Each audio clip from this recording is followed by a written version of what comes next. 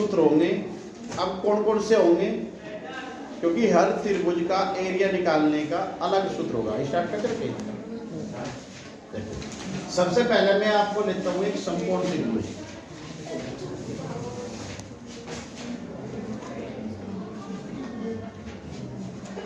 समकोण त्रिभुज, समकोण त्रिभुज हम सबसे पहले तो हमारी जानकारी में होना चाहिए कि कौन सा होता है।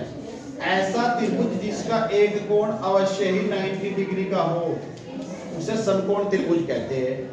और उसमें मेरे बेटे ये आधार होता है,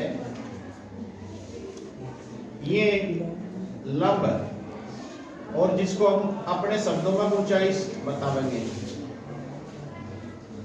ऊंचाई। और ये होता है बेटे कर्ण इस त्रिभुज में। इस समकोण त्रिभुज की तीन भुजाएं होती है। पहला फॉर्मूला हमारा जो है समकोण त्रिभुज,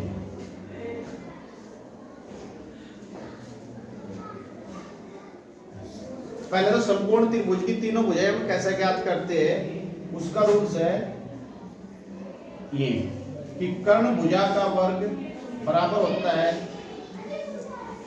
शेष दो भुजाओं के वर्गों के योग की। एक तो आपको ये ध्यान रखना इस त्रिभुज में, केवल समकोण त्रिभुज में, ये तो इसकी तीनों भुजाएं ज्ञात करने का फॉर्मूला है।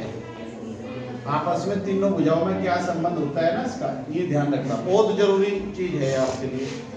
दूसरा, ये समकोण का चिन्ह है, समकोण त्रिभुज का अक्षेत्रफल। जब कभी भी आपको किसी त्रिभुज के आधार का पता हो और ऊंचाई का पता हो तो आप निकाल लेंगे इस सूत्र से 1/2 आधार गुना ऊंचाई। यहां से आप सूत्र निकाल लेंगे, ये सूत्र बन गया आपका।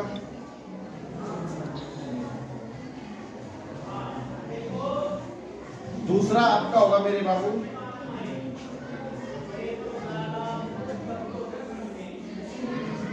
समबाहु त्रिभुज का क्षेत्रफल।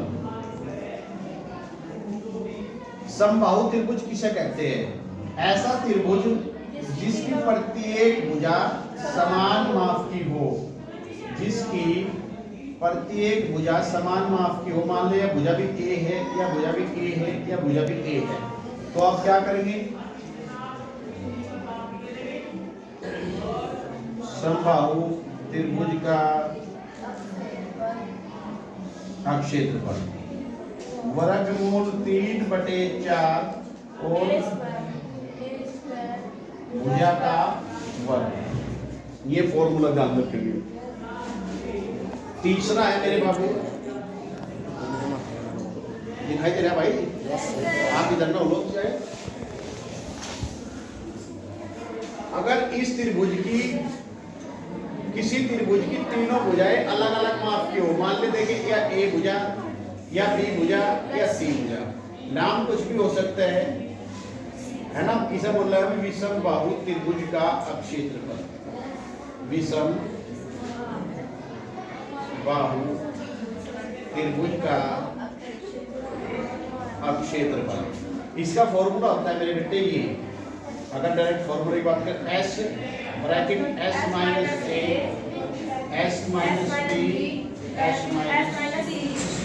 लेकिन हमें पता होना चाहिए एस कैसे निकलता है।